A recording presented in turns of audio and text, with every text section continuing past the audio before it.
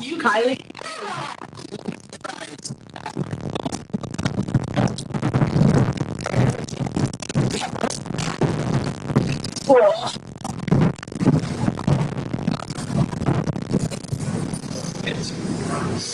I don't even know how to read this. So I coach and Claire is Caitlin Hort and Kayleen Murr. Kylie. Sorry. Kylie Murr. It's okay. Just want to tell you. Coach, do you want to give us a statement to start off? I thought that was a really good game for us. I thought we stuck to a game plan, particularly from the baseline, and that helped us out with blocking. We really wanted to come into a mindset that we were blocking to score points. And that serving was going to allow us to do that. So even if we weren't getting aces or out of system, we were hitting the targets we were meant to be hitting, and that really impacted our ability to win points and break points tonight. So I'm really happy with how the team played. I think also at this stage of the season, to see us be able to reset quickly after errors or big points from Omaha, I think that we've come a long way with our ability to do that. How important was that? I think you did 1-4 of the scoring run, but really you didn't go on these long down stretches. Key was it to be able to turn the page quickly and wreck Omaha struck back. Early in the season, we were giving up some pretty big leads. And I think partway through the season, you kind of get this moment of, oh, it's happening again. I think to know that we're not falling into that trap mentally, I think is huge. We knew this was going to be a really tough game. I think the 3-0 doesn't show like how much of a battle it is out there. So, yeah, I think I'm really happy with our ability to not let them string huge runs together against us to close the gap on the leads that we created. And the first, I thought it happened a little bit, and it started because we then started to miss our targets, and then we were getting some service errors, and that you could tell we were losing a little bit of focus at the end of the first set. So it was nice to see us be a lot cleaner with that in the second and third. What's your target for side-out percentage for the match? Do you have one of those? No. Well, I mean, everyone is working towards like a 60% side-out percentage. We're predominantly hitting that right now in most rotations. So it's not that for us. I think it's our first ball side-out percentage we really want to increase. And really that's what we're looking to do. So yeah, it's hard because I think my percentages are a little bit, I'm first year in the league, so I'm still learning what's a good one for this league. Caitlin, I think y'all seem just relentless too. I mean, first talking a little bit about you lose a point, but you get back right away too. What is the mindset that leads your team to play right? I think it's just being a force at the net, being a force in the backcourt, not letting anything fall, and like doing it for the people around you and having fun. So I think once all those things align, like you see what happened tonight. So yeah. How fun is it to watch what Sophia and Mimi are doing? It's pretty cool. They're really good. Yeah, they're really good. They're like phenomenal. Yeah, I have no words sometimes. Like the angles that they hit, it's mind blowing. Yeah, they're awesome. I do think naturally for a regular volleyball fan, they're drawn to what Mimi and Sophia do, but I think we forget to give credit to the fact that I think Kylie is consistently passing over 70% most games. I think she was 80% this game, and our middle blockers are unsung heroes with the amount of slowdowns we get. They don't show up on the stat sheet, but that's a huge part of it. And when they don't have a good game, our outsides don't have a good game. Fair enough. Yeah, I think y'all clinched on the playoffs. Oh, let's go. Well, I was going to save that for the change room, but we won't tell. Yeah, we clinched. We knew we'd clinch. I mean, if they're not watching the standings, yeah, we clinched tonight. Woo! What does that feel like? I mean, you imagine something a goal for the whole season now to finally have up a couple games in hand. Yeah, for sure. And it just feels so good to know like all of our hard work is paying off and we keep getting better and better and better. And this is a new franchise. So we kind of had nothing to prove, but at the same time, it's like, why not show up and be the best and show that we can be at the top even though we're new. So I think it's just awesome and it's fun. This group is so awesome and they're so talented. And I think we just keep getting better and I'm excited. I was in the playoffs last year. So, I mean, it was definitely a goal of mine to like, just make sure we get back there. So it's awesome. You mentioned the newness of the team. What clicked to kind of have this level of success in the first year. Yeah, I think we just have a bunch of like fighters. Like everybody on the court at all times wants to win. And like go back to like what you asked her, like how we just want to win all the time. So like next floor mentality, like we don't care what happened next. We're really trying to work on. I mean, we don't care about what happened in the past. Like we're just trying to move on to the next ball, which helps us win. So yeah, I don't know. I just think we have a lot of grit, which is really cool, and I love to play with, and a lot of feisty girls. So it's hard to lose when you got a lot of feisty people out there. We're bummed that the scoreboard is so low. Oh my god! Oh my god! Yeah, I was like, wow, I didn't even know. Someone, I heard me say, "Chuck it!" So I was like, okay, chuck it, and then I saw it coming right back at me. Should have been a reserve. That's what I said. But yeah, that was embarrassing, but it's okay. It made it for a good laugh, right? Yeah. Kate, what's it like just being back in Nebraska with all your ties to the state? It's super heartwarming. I mean, the warm welcome that I get at the beginning is awesome. I'm glad that people, respect me and still do that. That's awesome. I can't ask for anything better. Like the fans here are one of a kind. So it's great to see a lot of familiar faces. Like I see people calling my name in the crowd and I turn, I'm like, oh my gosh, I remember you. So that's so awesome to, midpoint. That's cool. What was the story behind your big flip disc? But yeah, I don't even know. It just kind of I think we all want to do backflips. Like, in our dreams, we're like, oh, I wish we could throw a backflip right now. So now we just kind of imagine ourselves throwing backflips. We stick it, and now it's just kind of a superstition. Yeah, we just have to do it. And Lane Van Westrik, who obviously is injured right now, it was a big thing for her. So I like a little bit. We're doing it for Lane. Yeah. Does anyone know how to do a backflip? Or can they Don't tempt us. yeah. It's not. just have to show off in practice? It's not. I'm like, we're not going to do it. The last game, finals, without something. The same. You good? Yeah. Thanks, guys.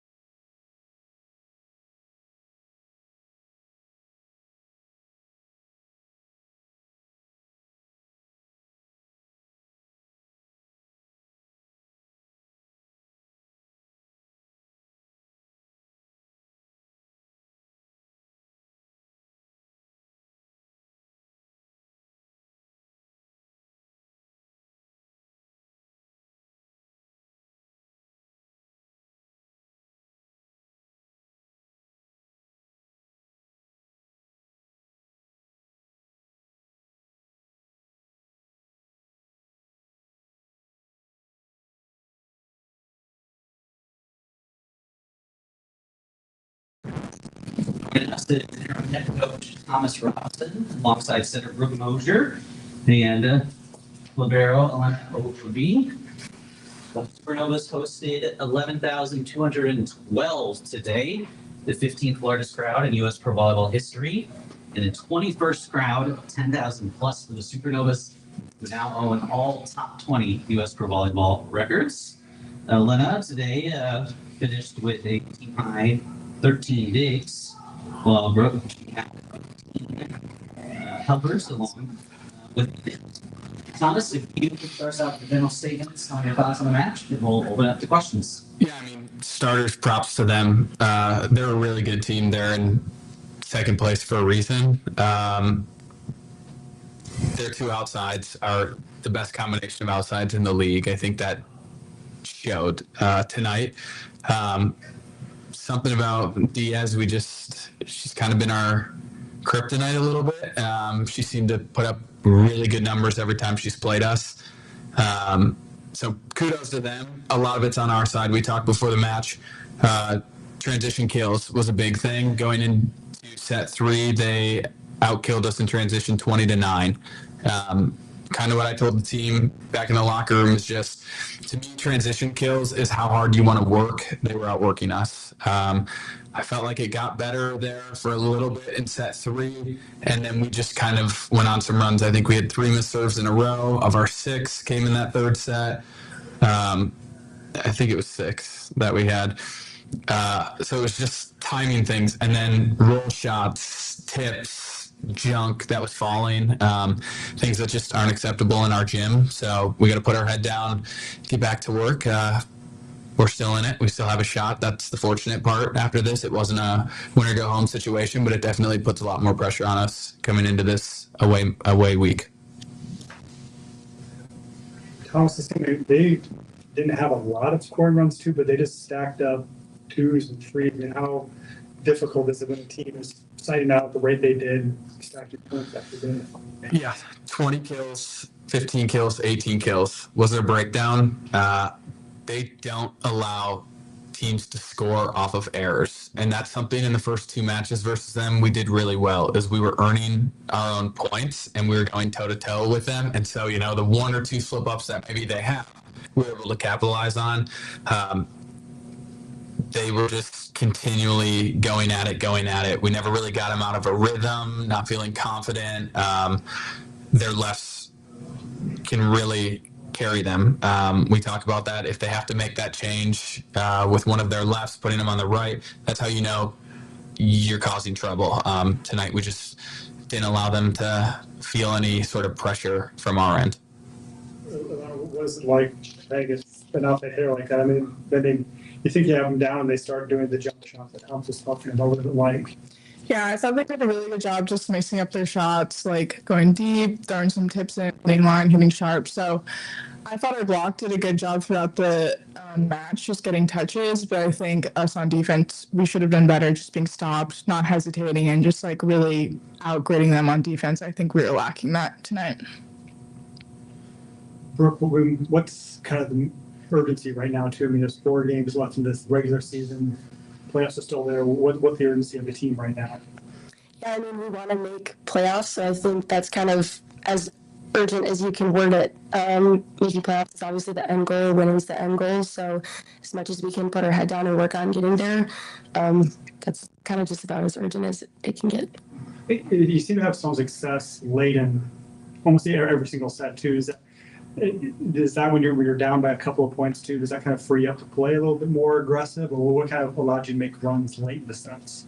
I think being able to win on my teammates in those moments, really try to get some spark and some energy going. Me and Merritt come in as a pair usually, and I think we do a good job of bringing up some energy, cheering on our teammates, making sure that we hold each other up. So I think just in those moments, I'm honestly not really looking at the score, just trying to have fun, put my hitters in good spots. What's your kind of take on where the team's at with the last couple of weeks of the regular season with the playoffs still in grasp? Yeah, just echoing what Brooke said, like a sense of urgency that it's we're kind of getting in the red zone with playoffs and obviously every game managing this season, but really just capitalizing on every opportunity we have to play every team. And just, I think a big word in our gym is just being like grittier. Like we need to be grittier on defense. We need to make it harder for them to score on us and give our offense a chance to get some kills. So that's something I really want to spearhead as a little bit and be a bigger role. And so just focusing on that these next couple of games. Thomas just switched up the starting lineup, looking for a spark. Find an answer there. Yeah, we know that we're really one Layla. I mean, she earned it. She was phenomenal again tonight. I'm so proud that she's been able to do that because kind of like Saw said last time, day in and day out in our gym, she's constantly doing that. She's thumping balls. She's making it hard on our defense. She probably hits 400 to 500 in practice every day, which is crazy that it's taken this long for her to get the chance, but just based on how our other middles have been doing, it's a hard position to earn right now. But, you know, we were kind of going with our lefts, seeing if we could get a little more physical matchup, try to OT, Nati a little bit, and then we could kind of have our left solo. Our middles were taking a step right to try to slow down the outsides. We weren't necessarily slowing down their outsides. So then, you know, ball control and defense became a little bit more important, which is why we made that switch down the stretch. But we talk all the time, it's going to take all 14 of us. And so we continue to use our bench. I think I ran out of subs 2 out of the 3 sets. Maybe in that last set I didn't, but I was pretty close. I might have had 1. But that's just, again, the trust in the team and that everybody has a role on this team.